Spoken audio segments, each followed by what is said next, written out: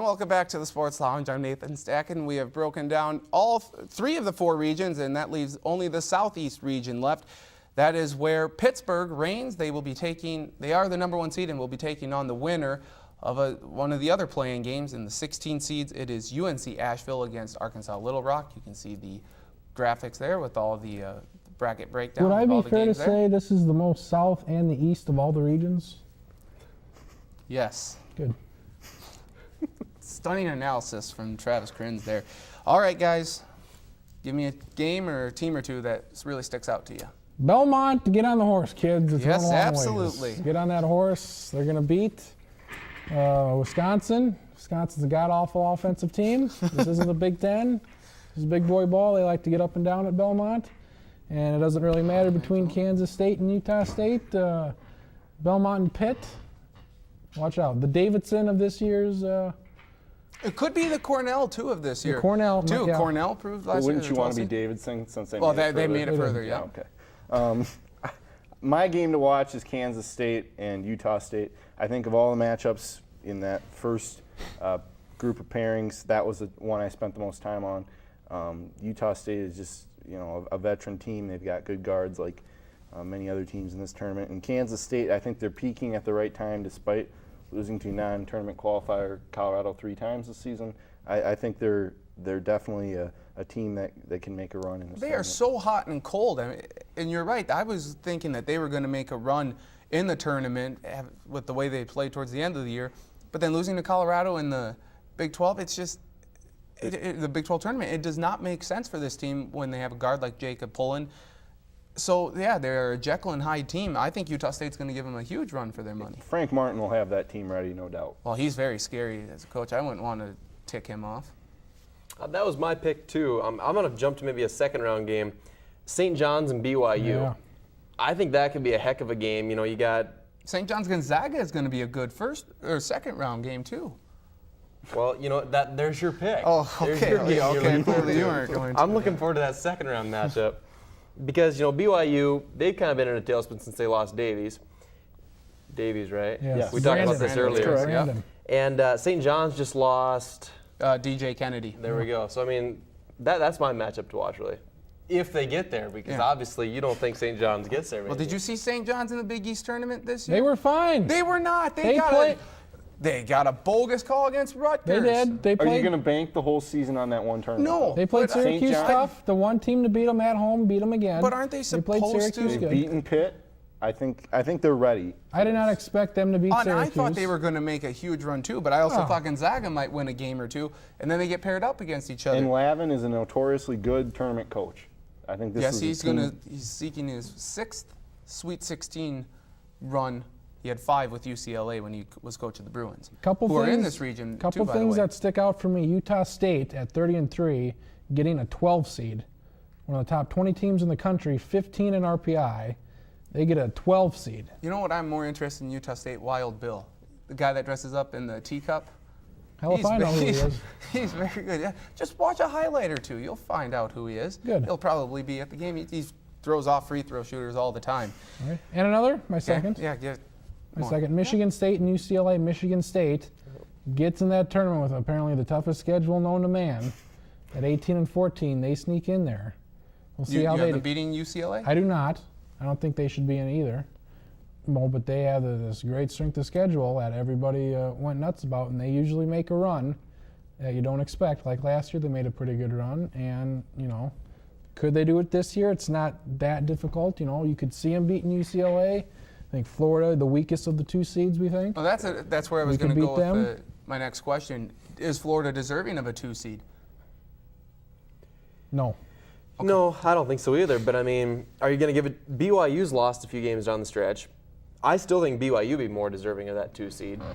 Well, I'm saying maybe you could have even thrown UConn or Texas in there as a 2 seed as well. I just don't understand why Florida losing. I think Florida is worthy of a 2. I think they've kind of proved that they've got a good enough team, and somebody's got to fill the slot. And I think Florida is capable. They make the finals in the SEC.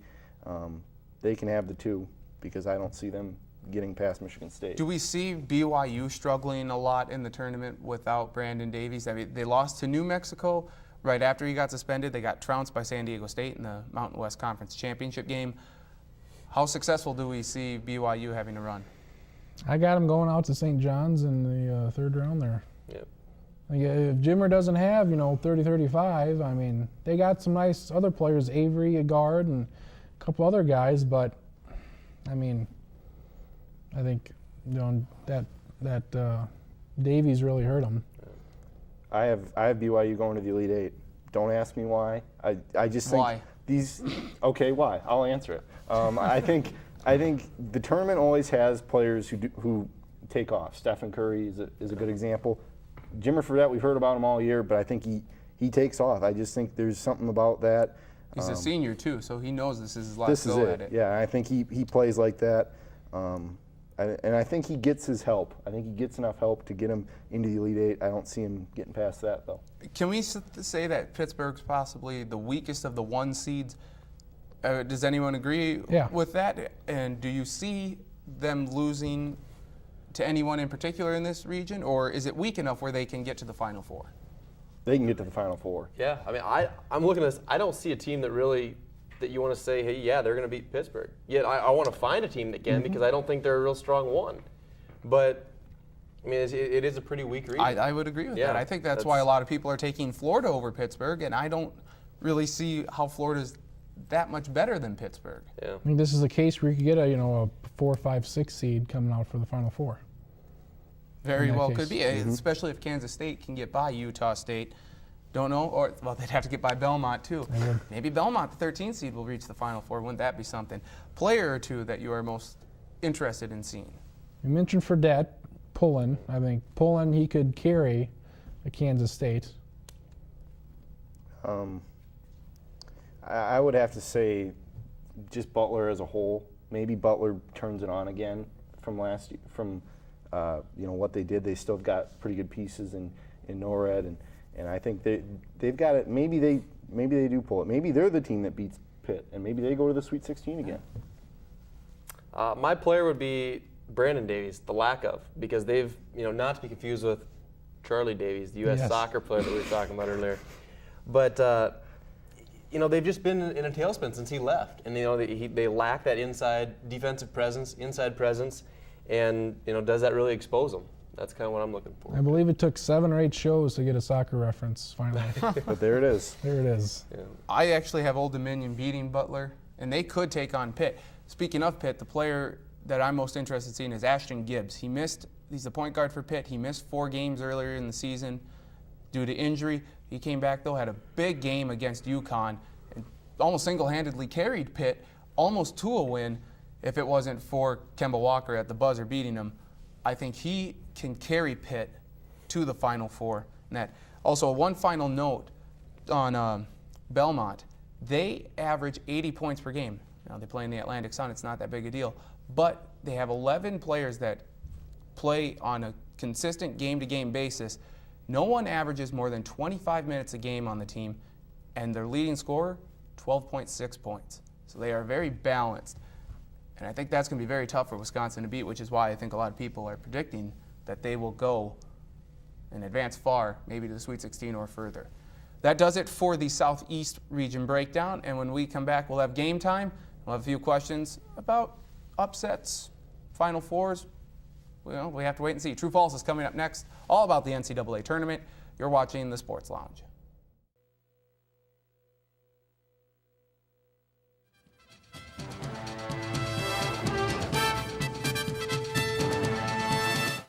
Hello and welcome back to the Sports Lounge. I'm Nathan Stacken. It's time for game time, and we're going to be doing things a little differently here.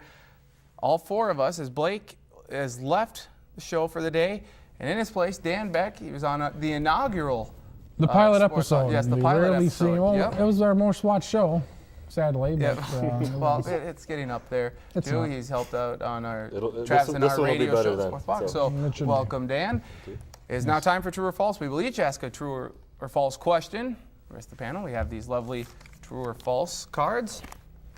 So, as you're accustomed to now with this true false game, here is the first true or false question. I will ask it.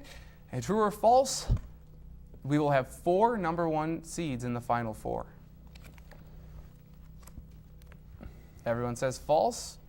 Even though I have 4 number 1 seeds in the Final Four in my bracket, that will not happen. All right, isn't that a bit of a contradiction then? It is. I don't Like- see who. I know it's not going to happen. Like Starburst, a juicy contradiction. They are quite good. Skittles as well. I think Ohio State and Kansas are your 2 best bets. Duke or UConn. Pittsburgh, I don't see Pittsburgh going all that far, but I really don't see any team. I'm not high enough on any team besides Belmont to pull off the upset over Pittsburgh. So I will go false. I have 3 number 1s making it as well, and Duke's the one for me that doesn't make it. I don't know what it is about Pitt with me right now, but Pitt is sitting with me as a I went with Pitt a couple years ago when UNC won it all. I mean, have they ever had a nice long run? No, in the tournament? they haven't. They're always near the top, but they always seem like they can't get over that Sweet 16 hump. And that's kind of my thinking, is that they're due. They're due to make it, and that's why I picked them. They're not a Gut woman feeling. that's 9 months due there. That's right. It is. Yeah. I went with false. I have in my initial bracket here 2 number 1 seeds. I have Ohio State and Duke. And then I threw in a wild card. I put Notre Dame in the Final Four.